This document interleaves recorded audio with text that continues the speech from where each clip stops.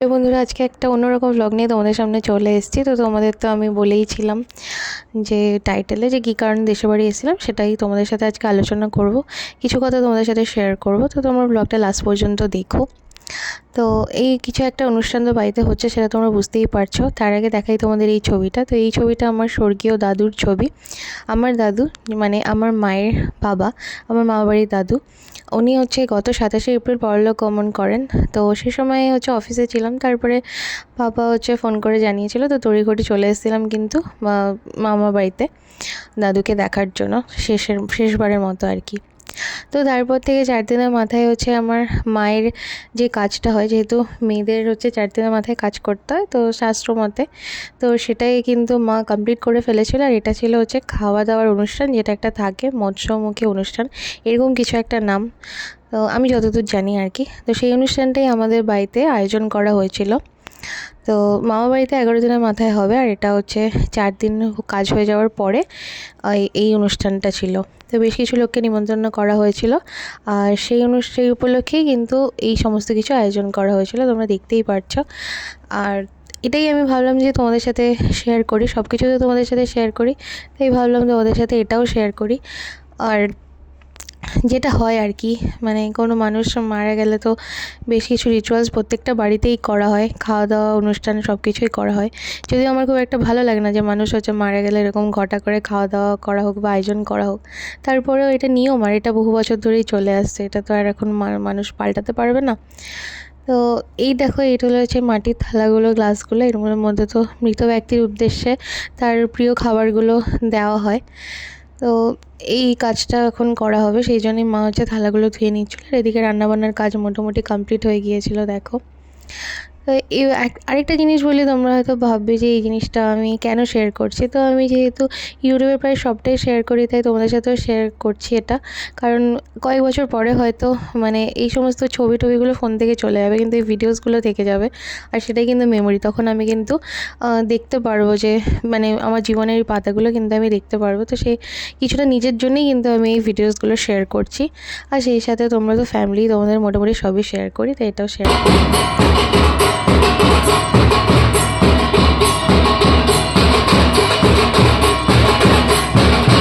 এখানে হচ্ছিল ও গান বাজনা আর হচ্ছে ডাঙ্কা বাজানো চলছিল। তো আমাদের মধ্য সম্প্রদায়ের ক্ষেত্রে সমস্ত কিছু অনুষ্ঠানে এরকম ডাঙ্কা বাজে, সেই জিনিসটাকে সেলিব্রেট করা হয়, বা সেই বিষয়টাকে আর কি বোঝানো হয় যে কিছু একটা অনুষ্ঠান হচ্ছে। তো যাই হোক, ওটাই হচ্ছিলো এখানে। আর মা এখানে হচ্ছে মোটামুটি দাদুর পছন্দ মতো বেশ কিছু খাবার দাবার বানিয়ে সেটা হচ্ছে নিয়ে যাচ্ছিলো। তো নিরিবিল কোনো একটা জায়গায় খাবারটা সার্ভ করতে হয়, এটাই মানে আমি শুনেছি যতদূর জানি। আর মায়ের পিছনে রয়েছে আমার ভাই, আমাদের বংশের সবথেকে ছোট ছেলেও, আমার ছোটো কাকার সবথেকে ছোট ছেলেও। তার ও অনেক নিয়ম জানে বলেই ও সমস্তটা কিন্তু গাইড করে দিচ্ছিল। ও অনেক ছোট, দেখতে বড় হলেও বেশি বড় না আর কি ও, কিন্তু ও অনেক কিছুই জানে, মানে নিয়ম টিয়ম জানার ক্ষেত্রে জ্ঞানের দিক থেকে বেশ ভালোই বড়। তো আমাদের মাঠের মধ্যে যে পুকুরটা রয়েছে, মশারি ঘিরে জায়গাটা, ওই জায়গাটাই কিন্তু মা হচ্ছে খাবারটা দিয়ে চলে আসবে আর কি। এগুলো সব নিয়ম, আমি জানি না আদৌ কিছু হয় কি না হয় সেটা জানি না। তো নিয়ম যখন পালতেই হবে, যতটা পসিবল ততটাই হচ্ছে আমরা মোটামুটি চেষ্টা করেছি পালন করার। তো এই দিনটা ছিল হচ্ছে 2nd মে। আর আসল যে কাজ সেগুলো সমস্ত কমপ্লিট হয়ে গেছে, ঘাট শ্রাদ্ধ আরও যা যা থাকে সব কমপ্লিট হয়ে গেছে। তো এটা হচ্ছে ছিল শুধু ফর্মালিটি, যেটা মানুষকে ডেকে খাওয়াতে হয় আর কি, নিয়ম ভঙ্গ, তো সেটাই করছিল। আর আমার দাদু হচ্ছে যে পরলোক গমন করেছে, তাতে মানে আমাদের যতটা খারাপ লাগছিল মানুষটা নেই বলে, তবে একটা দিক থেকে ভেবে ভালো লাগছিল, কারণ আমার দাদু প্রচুর কষ্ট পাচ্ছিলেন। আমার দাদুর প্রায় 100 বছরের কাছাকাছি বয়স হয়ে গিয়েছিল, বা বেশিও হতে পারে, যেটা আমার দিদা বলে আর কি। আর প্রায় 6 থেকে 7 বছর আমার দাদু কিন্তু পুরোপুরি বিছানায় পড়া ছিলেন। প্রথম দিকটাতে একটু আধটু হাত পা নাড়তে পারলো, একটু আধটু কথা বলতে পারলো। 3-4 বছর ধরে কোনো রকম হাত পাও নাড়তে পারতো না, কথাও বলতে পারতো না, এমনকি আমার নিজের মাকেও পর্যন্ত চিনতে পারতো না। তো সেই জন্য আমরা চেয়েছিলাম যে মানুষটা আর কষ্ট না পাক, এই জগতের মায়া ত্যাগ করে যেন চলে যাক। তো যাই হোক, সেটাই আমাদের ঈশ্বর এতদিনে সেটা শুনলেন, কারণ মা নিজেও চাইছিল যে মানুষটা বেঁচে থেকে অত কষ্ট না পাক। তো যাই হোক, ভগবান এতদিনে শুনেছে। তো তো তবু একটা মানুষ চলে গেলে যে কষ্টটা হয়, কারণ এতদিন জুড়ে মানুষটা ছিল, তারপরেও জন্মালেই কিন্তু মরতে হবে, সেটা সবাইকে, আমাকেও, আর হয়তো তোমরা ক্যামেরার উপরে যারা আছো সবাইকেই, কারণ এটাই নিয়ম প্রকৃতির। তো এরপর দেখো খাওয়া দাওয়ার পার্টটা যা যা হয় আর কি, শাক ভাজা ছিল, একটা শুক্তো ছিল, ঘি দেওয়া হয়, সে সঙ্গে 2 রকম মিষ্টি ছিল, বা তারপরে দই ছিল, পাঁপড় ছিল, আর মাছের একটা ঝোল ছিল, আর সে সঙ্গে এঁচোড় চিংড়ি দিয়ে তরকারি ছিল। আর এঁচোড়গুলো ছিল সমস্ত আমাদের বাগানের গাছের। তো এবারে আমি গিয়েছিলাম মামা বাড়িতে, কারণ মামা বাড়িতে 11 দিনের মাথায় অনুষ্ঠান, আর তার আগে হচ্ছে মামা বাড়িতে ওই ফলমূল নিয়ে, যেহেতু জামাই ছিল তো দেখা করতে গিয়েছিলাম আর কি আমরা।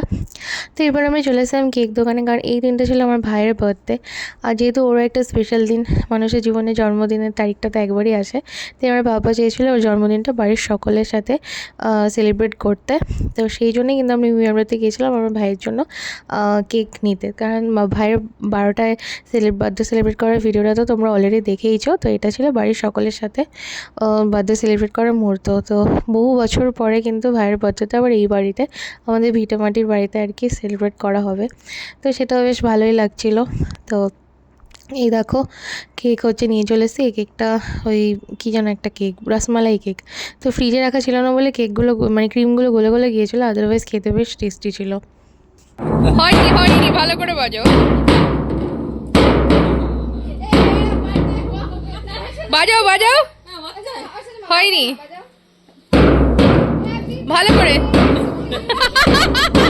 মা এটা বাজাবে, এটা বাজাবে, রাত যখন কেক কাটবে এটা বাজাবে, ঠিক আছে? হ্যাঁ হ্যাঁ হ্যাঁ মোটেই হ্যাঁ, রাত যখন কেক কাটবে তখন বাজাবে।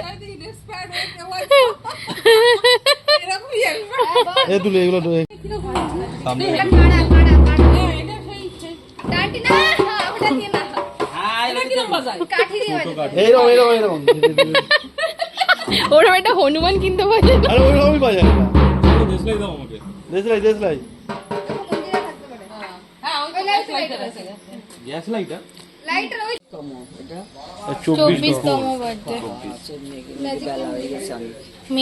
বেলা হয়েছে, ভিডিও করছি আমি। তোরা গুলি করবো এবার।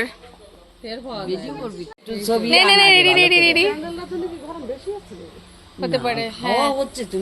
Happy birthday to you, happy birthday to you, happy birthday to dear Raj, happy birthday to you Raj, happy birthday to you. ও ড্রামটা বাজাতে হবে, দাঁড়াও ড্রাম বাজাবো বেশি বেশি, ওইটা একটা কালচার তো, হ্যাঁ ওটাই কালচার। নাও নাও নাও, যাও যাও বড়মা যাও, কেকটা খাও, তুমি সবার বড়। আমি খাবো, তুমি খাও, আর তুমি ওর একটু খাইয়ে দাও, ওইখান থেকে একটুখানি ভেঙে ওর একটু খাওয়াই দাও। হ্যাঁ আশীর্বাদ করো সবাই।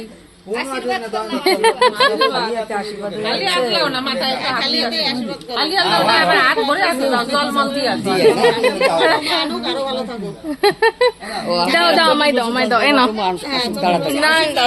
আরে এত তাড়াতাড়ি আসলে হবে না, দাঁড়াও এখনো দেরি আছে। দাদাকে নাম্বার আসুক, ঠিক আছে ঠিক। না না না, ক্যান্ডেলটা নেভাও না, দরকার ছিল। ও সেজন্য ওটা নিভিয়ে দাও না ক্যান্ডেলটা, ওটা ম্যাজিক ক্যান্ডেল। দাঁড়াও দাঁড়াও, খেতে হবে। কে আছে? সবাই খাবে, অনেক লোক আছে তো। না না, এবার কে যাবে? পাপা যাও।